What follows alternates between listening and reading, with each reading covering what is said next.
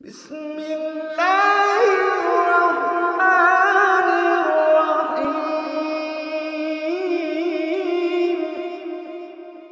قل أوحي إلي أنه استمع نفر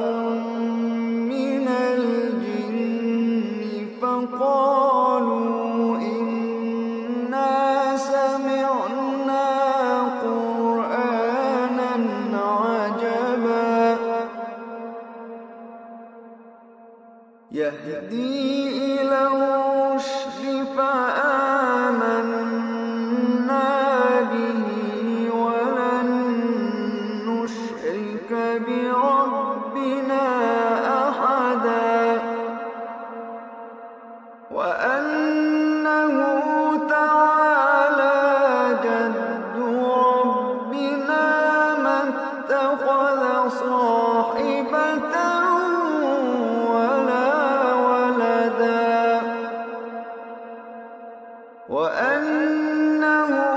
كان يقول سفيهنا على الله شططا وأنا ظننا أن لن تقول الإنس والجن على الله كذبا وأنه كان رجال من الإنس يعوذون برجال من الجن فزادوهم رهقا وأنهم ظنوا كما ظننتم أن لن يبعث الله أحدا وأنا لمسنا السماء فوجدناها ملئت حرسا شديدا وشهبا وأنا كنا نقعد منها مقاعد للسمع فمن يستمع الآن يجد له شهابا رصدا وأنا لا ندري أشر أريد بمن في الأرض أم أراد بهم ربهم رشدا وأنا لا ندري أشر أريد بمن في الأرض أم أراد بهم ربهم رشدا وأنا منا الصالحون ومنا دون ذلك كنا طرائق قددا وأنا ظننا أن لن نعجز الله في الأرض ولن نعجزه هربا وأنا لما سمعنا الهدى آمنا به فمن يؤمن بربه فلا يخاف بخسا ولا رهقا وأن